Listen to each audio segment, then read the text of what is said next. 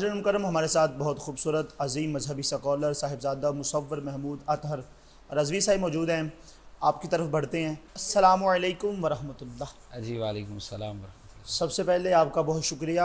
مصور بھائی کہ آپ خوبصورت وقت اپنے قیمتی وقت سے ٹائم نکال کے تشریف لائے. اور سب سے پہلے کیونکہ آج کا ہمارا موضوع عشرہ مغفرت پہ ہے، لیکن ناظرین کی طرف سے ایک سوال ہے، میں چاہوں گا کہ آپ اس کے حوالے سے ناظرین کو ذرا موٹیویٹ کریں. ایک سوال کافی دنوں سے میرے ذہن میں گونج رہا ہے، وہ کسی نے کیا ہے، سیرت رسول عربی صلی اللہ علیہ وسلم. آپ اس پہ تھوڑی سی روشنی ڈالیے گا. بسم اللہ جی. بسم اللہ الرحمن الرحیم. ما کان محمد ابا احد من رجالکم ولکن رسول اللہ و خاتم النبیین صدق اللہ مولانا العظیم و بلغنا رسولہ النبی الکریم الامین. قال رسول اللہ صلی اللہ علیہ وسلم انا خاتم النبیین لا نبی بعدی. سبحان. غریبم یا رسول اللہ غریبم ندارم در جہاں جستو حبیبم برین اعظم کے ہستم امت تو گنہگارم ولیکن خوش نصیبم. علی بھائی بہت شکریہ سب سے پہلے تو آپ کا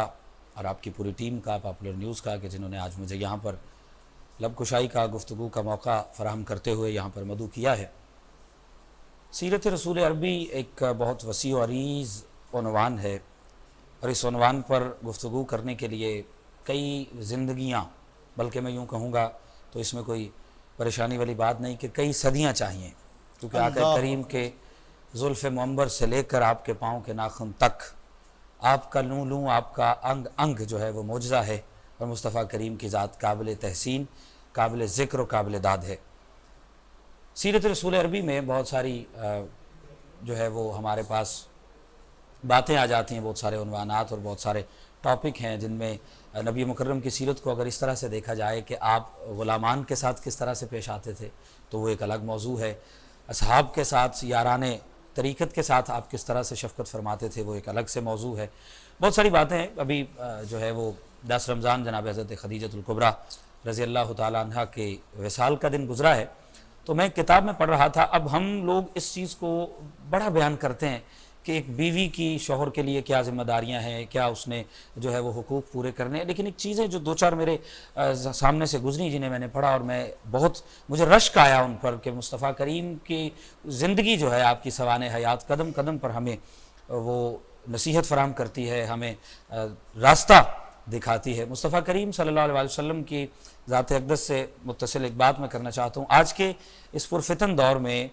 کسی بیوہ عورت سے شادی کرنا پہلے تو ویسے ہی اپنے لیے باعث شرمندگی سمجھا جاتا ہے، اور اگر کر لی جائے تو ساری عمر جو ہے اسے طعنہ زنی کا شکار رکھا جاتا ہے، اور اگر خدا نخواستہ پہلے خاوند سے اس کی کوئی اولاد ہے تو ان کے ساتھ انتہائی ناقابل بیان قسم کا سلوک کیا جاتا ہے. تو میں نے جس واقعہ کی غرض سے میں نے اس بات کا آغاز کیا ہے، نبی مکرم نے حضرت خدیجہ سے شادی کی ہے، آپ نے ان کو اپنے نکاح میں لیا. تو چونکہ آپ پہلے شادی شدہ تھی اور وہاں سے آپ کے 2 بیٹے بھی تھے.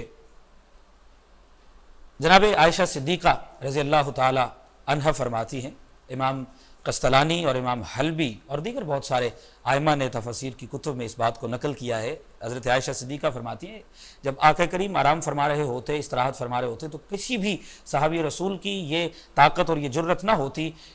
یہ مجال نہ ہوتی کہ وہ آقا کو استراحت سے بیدار کرنے کی جسارت کرتے.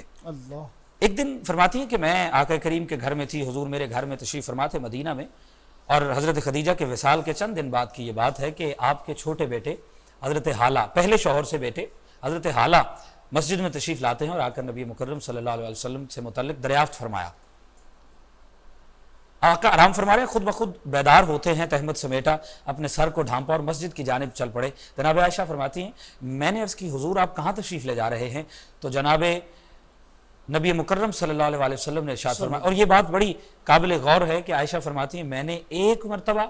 نبی مکرم سے پوچھا، مجھے 3 مرتبہ آقا کریم نے جواب دیا، فرمایا میرا حالہ آ گیا ہے، میرا حالہ آ گیا ہے. یہ اتنی بڑی مثال کہ اپنی بیوی کے پہلے شوہر سے جو اس کا بیٹا ہے انہیں اپنے بیٹوں کی طرح، اور یہ جو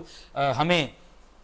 بہت سارے حضور کے حلیے سے متعلق کتب میں جو ہے وہ تاریخ میں ملتا ہے کہ یہ پیر میر علی شاہ صاحب نے لکھا نا مکھ چند بدر شاہ ثانی متھے چمک دلاٹ، تو یہ سارا جو ہے وہ کتب میں ہمیں جو ملتا ہے یہ حضرت ہند جناب خدیجۃ الکبریٰ کے پہلے شوہر سے جو بڑے بیٹے ہیں ان کا لکھا ہوا ہے۔ تو اب پوچھا جائے نا ہند بڑے خوش نظر آتے ہو اور اتنی تعریفیں بیان کر رہے ہو کہ تاریخ میں قیامت تک تمہاری لکھی ہوئی تاریخ جو ہے وہ بیان کی جائے گی، تو حضرت ہند کہتے ہیں کہ میں کیوں نہ خوش ہوں جس کا بھائی علی ہو، جس کی بہن جو ہے وہ سیدہ زہرا جیسی ہو، جس کے جو ہے وہ بابا کا نام محمد مصطفیٰ ہو، تو یہ بات یہاں پر اسی وجہ سے ہوتی ہے کہ اتنی محبت اور اتنی شفقت دی گئی۔ اسی طرح ایک اور واقعہ مختصراً میں بیان کرتا ہوں کہ ایک مرتبہ نبی مکرم آرام فرما رہے تھے تو ایک بوڑھی عورت آ گئی، ہاتھ میں چھڑی ہے، کھونٹی پکڑے ہوئے، دروازے سے داخل ہوئی تو آقا کریم بیدار ہوئے، ان کو وقت دیا، بہت ساری باتیں کی ان سے۔ جناب عائشہ صدیقہ ہی روایت کرتی ہیں اس حدیث کو کہ آقا کریم نے عام لوگوں سے بڑھ کر ایکسٹرا انہیں وقت دیا اور اضافی طور پر جو ہے وہ محبت فرمائی، اور جب وہ جانے لگیں کچھ تحفے تحائف پیش کیے اور پھر ایک غلام کو یہ حکم صادر فرمایا کہ انہیں جو ہے وہ گھر تک چھوڑ کر آیا جائے۔ جناب عائشہ صدیقہ فرماتی کہ میں نے عرض کی یا رسول اللہ ان سے خاص قسم کا پیار، یہ سیرت رسول عربی کی بات کر رہا ہوں کہ اتنا خاص ان سے پیار کیوں ہے، اور سیرت رسول عربی میں شوہر کا اپنی بیوی کے لیے جو ہے وہ ذمہ داریاں بیان کرنا چاہتا ہوں کہ نبی مکرم صلی اللہ علیہ وسلم سے جب دریافت کیا گیا تو آقا کریم فرماتے ہیں کہ اے عائشہ، یہ جو عورت یہ بڑھیا آئی تھی یہ میری خدیجہ کی سہیلی تھی، اللہ آج اس کے وصال کے بعد یہ میرے پاس آئی ہے۔ چونکہ جب یہ آیا کرتی تھی تو خدیجہ اس کے پاس بیٹھا کرتی تھی، انہیں وقت دیتی تھی، انہیں تحفے تحائف دیتی تھی، تو آج میں نے خدیجہ کی اس عمل کو، اس سنت کو زندہ رکھنے کے لیے اس بڑھیا کو اتنا وقت دیا ہے جو میں باقی لوگوں کو نہیں دیتا، اور اسی لیے اتنے تحفے تحائف پیش کیے ہیں کہ میں خدیجہ کی یاد کو تازہ کر سکوں۔ تو یہ